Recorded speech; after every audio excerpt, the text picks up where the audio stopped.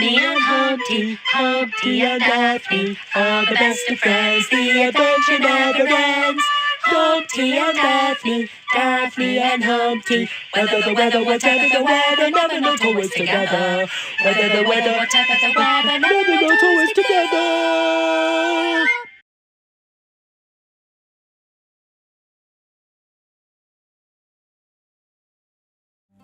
The sun continued to pummel and pound from a cloudless sky as the troop traipsed, skipped, skidded and rolled along in a craggy, cautious, carefree mixture of modes. Amidst the dust and dandelion fluff, Regulus was the first to speak. If I may be so bold. Humpty glanced at Regulus and noticed for the first time that his hat covered his head entirely. Realising he was awaiting permission to continue, Daphne spoke. Yes? I would like to accompany you on the remainder of your journey. To the land of happiest dreaming. Everyone is welcome, aren't they, Humpty?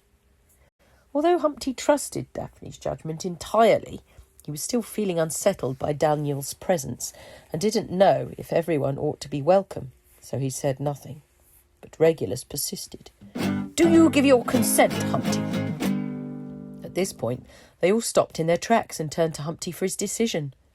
Humpty didn't know whether he should give his consent, so still he said nothing. Looking between them, nobody moved or breathed, his panic rising until he could bear it no longer and looked downwards as means of escape.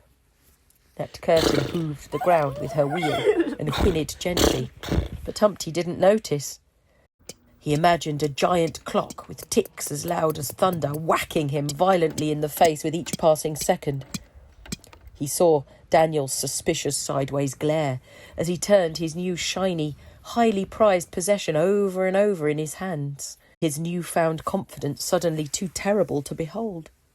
He saw the patient but analytical look in the eye of Regulus, eager for a verdict that would perhaps never come. And then he saw the kind, accepting gaze of his dear friend Daphne, who was used to his long silences, and the familiarity and beauty of her lovely face pierced the chord of threat that had struck poor Humpty's heart. And thus, to his great relief, he began to breathe once more as the terror drained away and managed a reply after all. Yes. Well, that's settled then. Let us proceed as a band. Let's speak this night, put this whole world to rights and cry to the wind. Let it blow, we're always a quarter unknown. We'll howl at the moonlight, out of mind, out of sight, awaiting the sun. Let it come, we're always a quarter undone.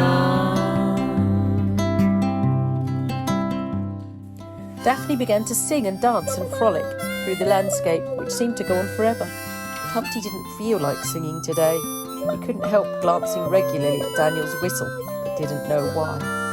Sing with me, Humpty. Humpty joined in sporadically to please Daphne, but his heart wasn't in it. Let's all sing.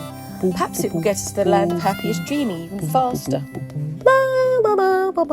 Regulus, Curtain and Daniel began to lift their voices in the best way they could, until all five were weaving a tapestry of voice sounds. La la la la la.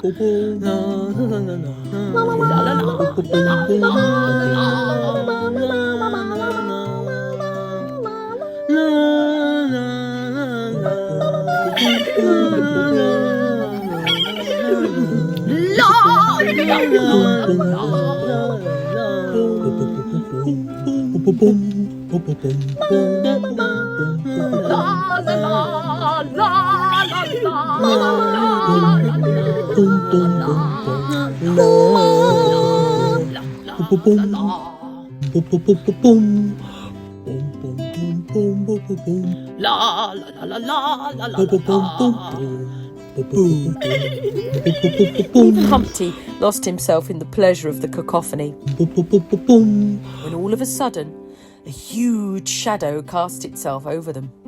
The initial relief of shade was replaced by concern as to what had caused it.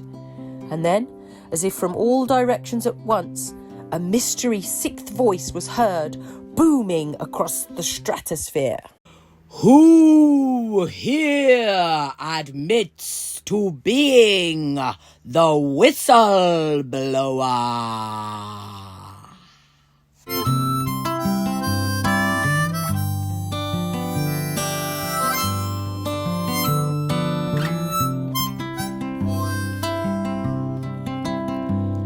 So let your cares roll down the stairs and roll